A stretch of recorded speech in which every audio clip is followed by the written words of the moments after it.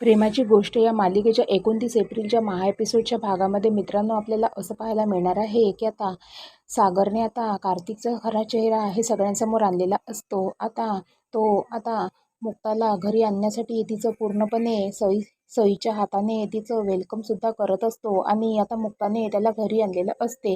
आता जेव्हा मुक्ता घरी येते तेव्हा आता इंद्रा ही सागरला म्हणते की हिला घरी आणण्याच्या पहिले तुम्ही कोणाला विचारलं नाही आहे का, आणि ही कशी कशी इथे घरी आली. तेव्हा आता सागर आता त्याने जे रेकॉर्ड केलेली क्लिप असते आता तो ते टी व्हीवर लावतो आणि सगळ्यांना आता कार्तिकचा खरा चेहरा दिसतो. आता जे व्हिडिओ क्लिपमध्ये आता सर्वजण बघतात ते बघून तर आता सगळ्यांच्या पायाखालची तर जमीनच सरकते आणि स्पेशली इंद्राच्या तर पायाखालची जमीनच सरकलेली असते. आता कार्तिकचा सगळा खरा चेहरा हे इंद्रा आणि घरच्या सगळ्यांसमोर आलेला असतो. आता आता इकडे कार्तिकचा जेव्हा चेहरा सगळ्यांसमोर आलेला बघून आता कार्तिक तिथून पळ काढायला करतो तेव्हा आता सागर कार्तिकच्या कानाखाली एक सनकन वाजवून तो मुक्ताच्या पायाखाली त्याला टाकतो. आणि आता मुक्ताला सागर आता म्हणत असतो की मुक्ता तुम्ही निर्दोष आहात आणि मला हे पहिलेपासूनच माहिती होतं की तुम्ही निर्दोष आहात म्हणून, पण सत्य हे समोर आणण्यासाठी मला हे सर्व काही आतापर्यंत करावं लागलं,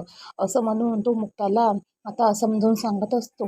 आता इकडे आता येणाऱ्या भागामध्ये पुढे नक्की काय काय होणार, आता मुक्तावर भडकलेल्या इंद्रा, आता जेव्हा कार्तिकचा चेहरा इंद्रासमोर आलेला असून आता इंद्रा हे कार्तिक विषयी काय निर्णय घेणार हे सुद्धा पाहणं तर रंजकच असणार आहे. तर बघत राहा प्रेमाची गोष्ट, आणि व्हिडिओ आवडला असेल तर लाईक करा. थँक्यू.